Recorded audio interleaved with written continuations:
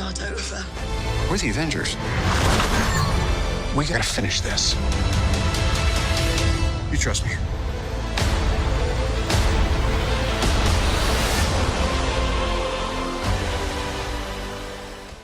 Hey everybody, it's Charlie. This is going to be my breakdown of the Hawkeye scene during the Avengers Endgame trailer, what that means foreshadowing, because we have a confirmed Hawkeye Phase 4 series that we just got from all the Hollywood trades. We heard about it a while ago as a rumor, but now it's finally confirmed. We also found out what Kevin Feige's official stance is on X-Men, Fantastic Four inside the MCU and big crossover films during Marvel Phase 4, which good and bad news both. But we'll do a new round of the IMAX ticket giveaway. All you have to do to enter is be a subscriber and leave a Marvel comment on the video. We're just a couple weeks from Endgame actually hitting theaters, so it's going to get crazier and crazier. But during the Avengers Endgame trailer, there's a scene where Hawkeye is teaching his daughter to shoot a bow and arrow on the Hawkeye family farm. It's taking place during the events after Captain America's Civil War, but before the Infinity War snap, he's just having a picnic with his family. You can see the ankle bracelet that the government put on him when he cut his deal. We got this big explainer from Scott Lang during Ant-Man and the Wasp about how those ankle bracelets worked. We got to see him take it off after the government said he was free. Within a really short time span, that's when the snap happened, meaning that Hawkeye got the ankle bracelet off when he probably had to watch his family turn to dust.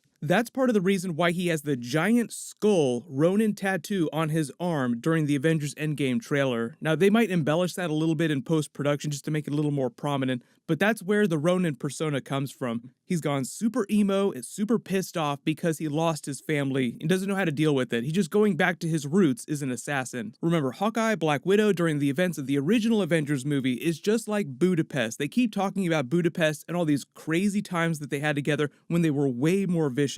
Hawkeye himself was working for Nick Fury and S.H.I.E.L.D. a long time before they picked up Black Widow and put her on the payroll too. A lot of people saw this scene of him on the farm with his daughter shooting the bow, and because she's a little bit older, she actually looks like Joe Russo's daughter. He confirmed that his daughter had a super secret role during Avengers Endgame. I won't tell you who she's playing, but it's really special. Now it looks like she's playing an older version of Hawkeye's daughter. The last time we saw her was during Avengers Age of Ultron, which was a couple years ago, so of course she's going to be way taller. But a lot of people saw this, then we heard the rumors that they were going to do a Kate Bishop Hawkeye series based on the Matt Fraction run from the comics, and they're like, wait a minute, is this Kate Bishop? Is that who he's training here? I still reiterate that I think that this is just his daughter and that he was just having a fun family time, just teaching her how to shoot a bow and arrow, being badass. Then if this scene really does wind up being an Avengers Endgame, then maybe there's a moment during the movie where he flashes back and we see him watch his family turn to dust. I don't know if they would actually put that in Avengers Endgame, but if the movie's a little over 3 hours long, then they definitely have time for that.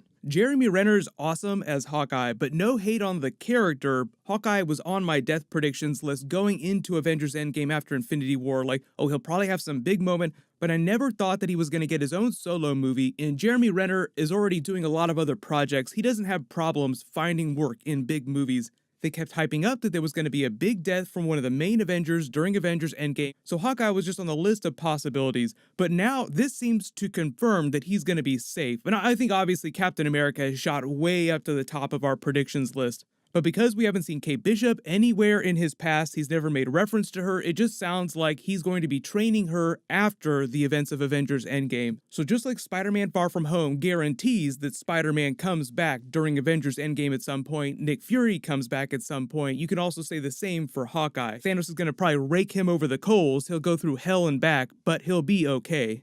If you've never read that Matt Fraction Hawkeye run, they're obviously going to have to change a lot of plot points for that because Hawkeye in the comics doesn't have a family like that. He's actually a much younger version of the character, and he's just a pretty simple, straight-up assassin. And obviously, Hawkeye in the MCU has this family, the Hawkeye farm. He's a little bit older, and for the most part, he doesn't kill people for hire. I mean, I'm sure he's killed a lot of really bad people for Nick Fury. Like, this person is a threat, go take them out. That was kind of what he was assigned to do during the first Thor film, is that he was sitting there watching Thor, watching the hammer, waiting to see if things would go off the rails and he'd have to take him down. Right now, I've heard nothing about when they're going to start actually shooting the series. They haven't hired anyone to write it as far as we know or direct it. So unless they hire everybody on and start shooting by the end of the year, we probably won't actually see episodes of this Hawkeye series till 2021. It's the same deal for the Tom Hiddleston Thor series that he's going to be doing during Marvel Phase 4. The difference with that series is that it's going to be set during the past and it's going to jump through time and show how Loki has affected human history quantum leap style, just slipping in and influencing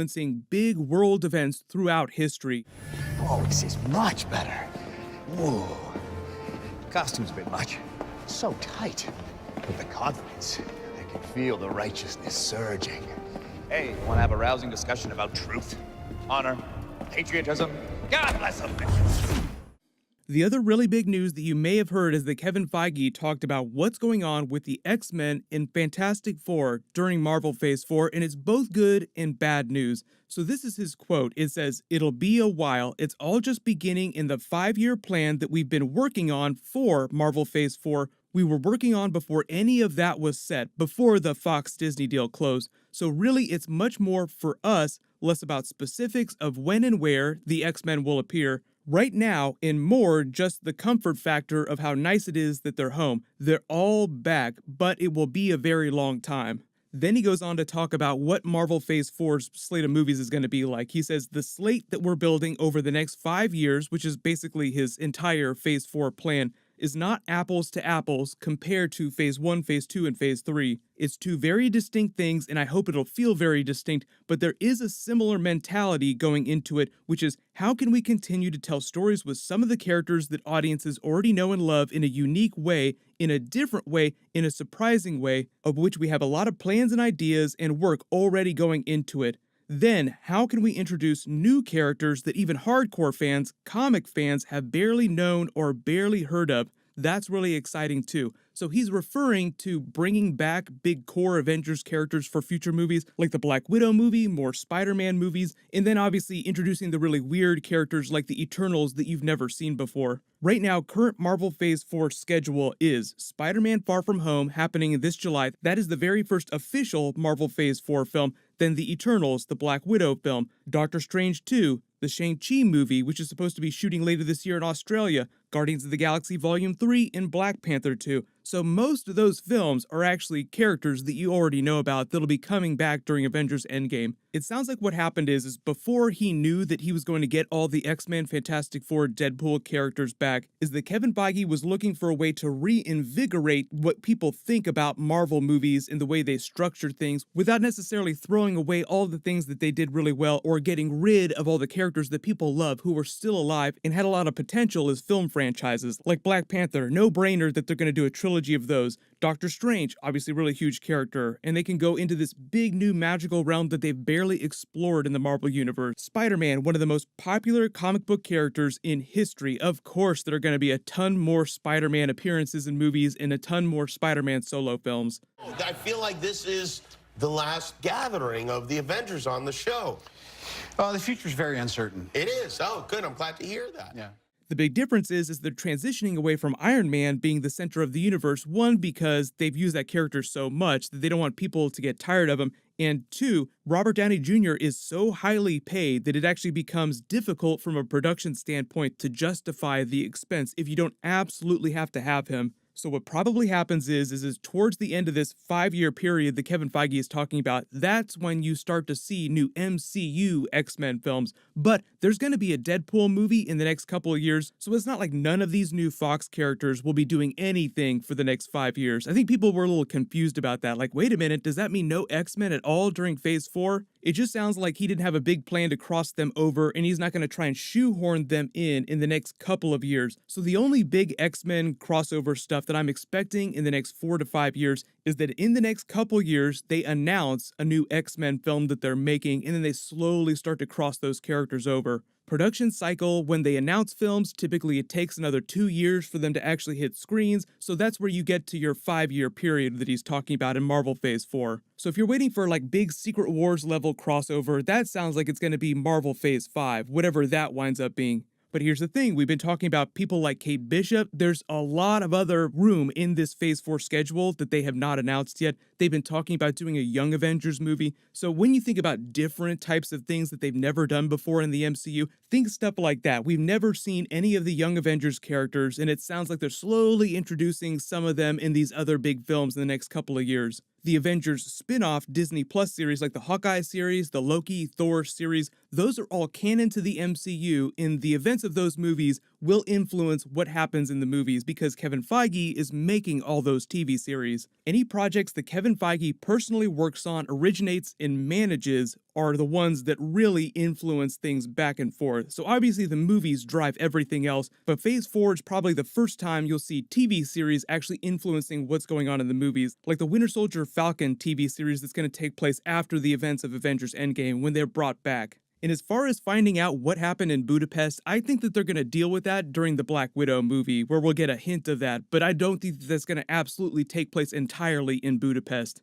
I believe they're going to be shooting that somewhere in New Orleans, and actually David Harbour was talking about them starting to shoot that in June. So we should find out more about what's going on with the Black Widow movie, what period it's set during in the next couple of months. There was also a recent interview where Robert Downey Jr. made fun of Kevin Feige for his level of secrecy because they were all questioning Black Widow about it. I believe it was on Jimmy Kimmel. Scarlett, when does the Black Widow movie start shooting? When what? When does the Black Widow movie start shooting? Where when? The one you're in, the Black Widow movie, you know, your own, like, movie. Everybody's had their own movie, and you haven't had your own movie, but I assume you're going to have your own movie. That's a lot of words. I don't know. It's too much work. Too many words. What did Feige say the other day? We haven't announced that. I was like, everyone's talking about it. What are you talking about? You can see Black Widow sort of dodging the question a little bit. Like, yeah, of course, we all know that you're getting ready to shoot the Black Widow movie, but officially they can't say anything about it until Kevin Feige officially says something about it. But as Robert Downey Jr. says, everyone's talking about it. We all know exactly what's going on.